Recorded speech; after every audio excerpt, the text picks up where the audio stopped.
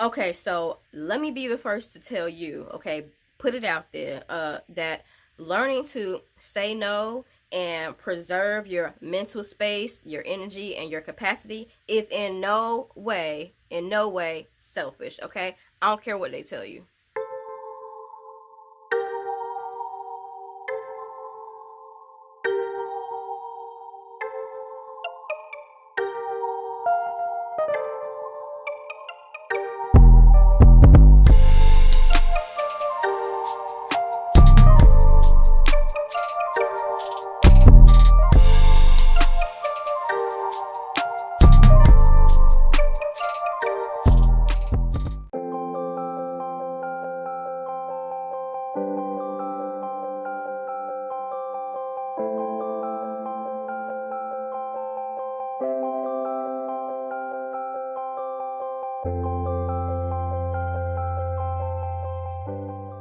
What's up, everybody? It is Janae Chandel, and welcome back to my channel. I appreciate you being here, and yeah, I'm ready to get into this conversation. I'm super I got a lot of thoughts, okay? But before I go any further, shout out to everybody who has been continuing to watch my sort of manic content in a way. Okay, good content nonetheless, but it is a little manic, I ain't gonna lie. So thank you for watching my videos and remaining entertained. So don't forget to, if you like the vibe of me in this video, don't forget to give it a thumbs up, and don't forget to comment and subscribe to my channel, okay? Learning to say no and preserve your mental space, your energy, and your capacity is in no way selfish, okay? You see, in my personal opinion, I believe that the easiest way to get burnt out is to say yes to everybody and everything when you know good and damn well you cannot be everything to everybody at every time. So what do you keep saying yes for? Why are we saying yes to things that we know we really can't handle mentally and physically?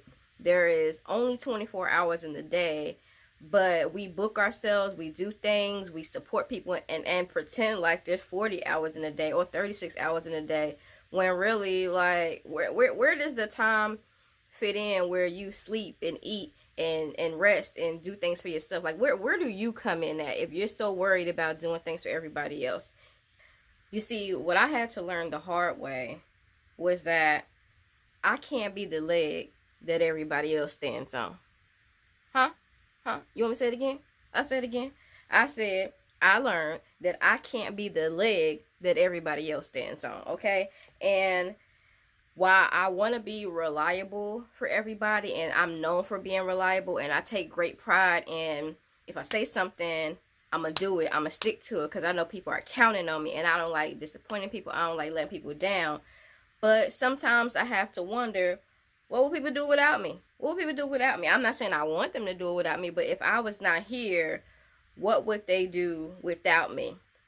And I love everybody that's close to me dearly, but sometimes, like, I learned recently that sometimes I just have to take a step back and really say, okay, these are the things that I can really do for you or help you with, or these are the things that I can really do with my time, and these are the things that I just can't fit into this one day. We got to move it to another day, because I had a bad habit of telling everybody I could do a lot of things all in the same day, and then I'm running from here, I'm running from there, I'm doing this, I'm doing that, and then by the time I get home, I really don't have any time for me. I don't have time to focus on things that I want to do or my own projects, because at this point, I'm just tired, okay? A girl is tired. I be like, I'm tired, boss, okay? And you know, to me, learning to say no sometimes does not only apply to personal life and home life, it applies to work life too. It applies to any social situation that you find yourself in. I mean, if I already have a lot of things on my plate at work, I don't know why I do this to myself all the time. I'll be like, I'll volunteer myself. I'll be like, well, you know, I know this, or I know this person, or I could probably do it. And Janae, why are you putting your hand up volunteering for stuff, okay, when you know you already got 200 other things to do for work, but now you just volunteered to add something else? And now you like, oh snap, why did I do that? But it's already too late now. It's already too late, because once you lock yourself in, especially in work situations, once you lock yourself in, that's it, okay? Because you want to be a team player. Like I said, you don't want to be seen as unreliable. So I feel like learning to say no is a helpful technique in every aspect of life, in every social situation where you're dealing with anybody who is expecting or asking or requiring something from you, right? Now, let me tell y'all what I'm not going to do, okay? What I'm not going to do is sit here and blame other people for why the word yes has ruined me sometimes, okay? I'm not going to blame everybody else. You know why? Because I learned something about myself. I realized something about myself.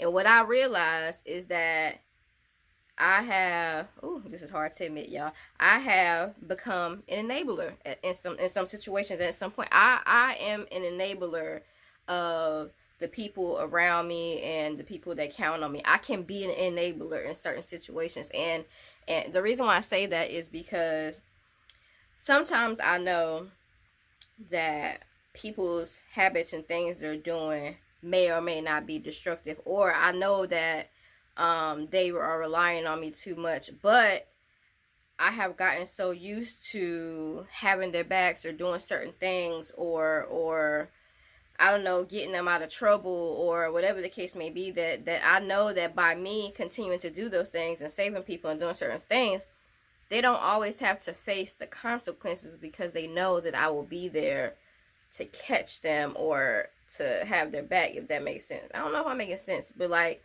y'all gotta look up the word. Like, being an enabler, like admitting you're an enabler is I think a big step, because it means that I'm accepting some of the blame of being an enabler. And you don't become an enabler on purpose. Like, you don't wake up one day and say, you know what?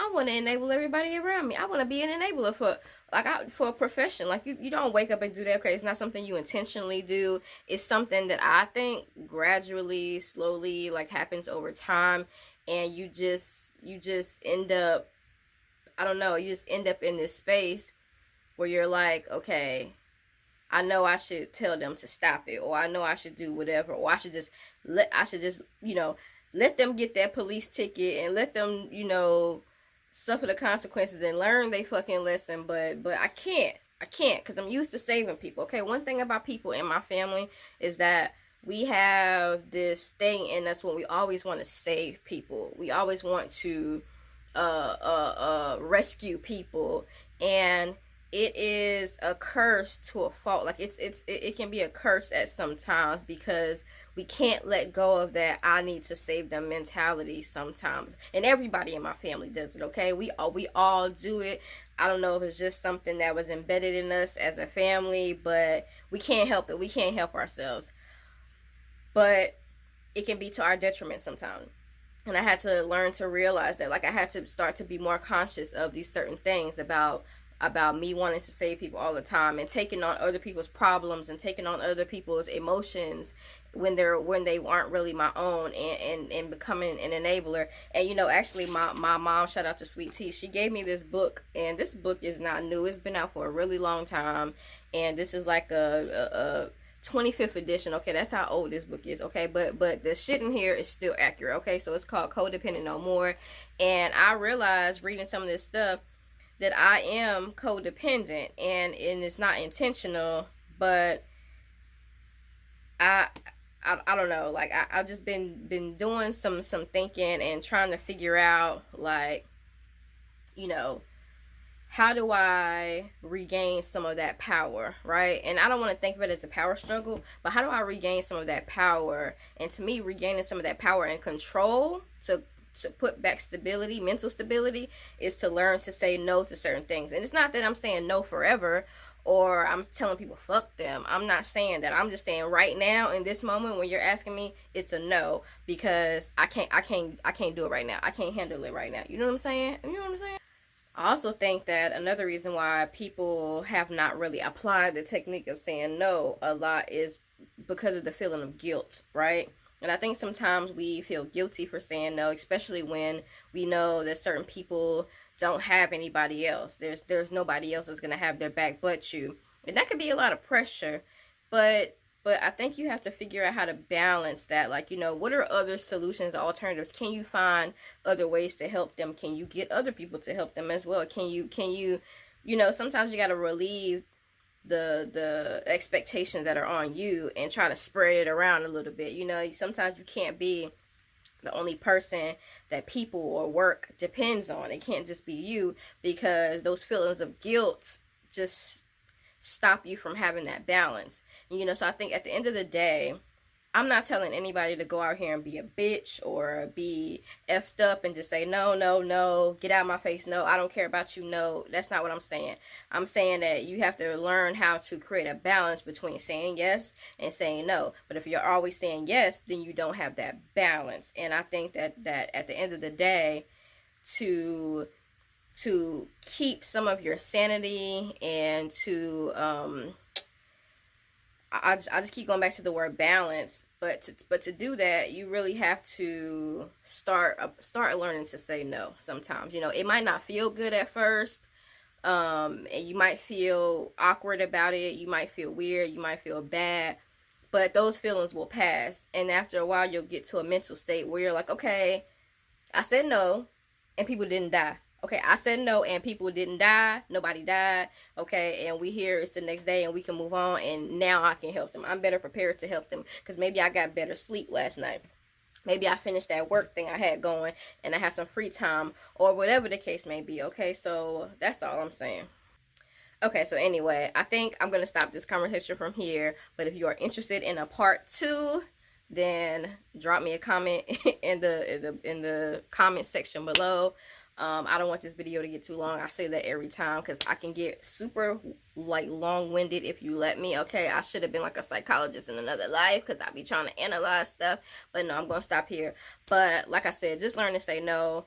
Learn your boundaries. I think boundaries and learning to say no go hand in hand, and I think you really have to do that if you really want to progress and come into your own, especially in adulthood. It is super important. Okay, there are a lot of people you deal with, a lot of things you deal with, a lot of expectations, a lot of requirements, and so you will go crazy if you do not figure out between the boundaries and saying no and saying yes. Okay, you have to.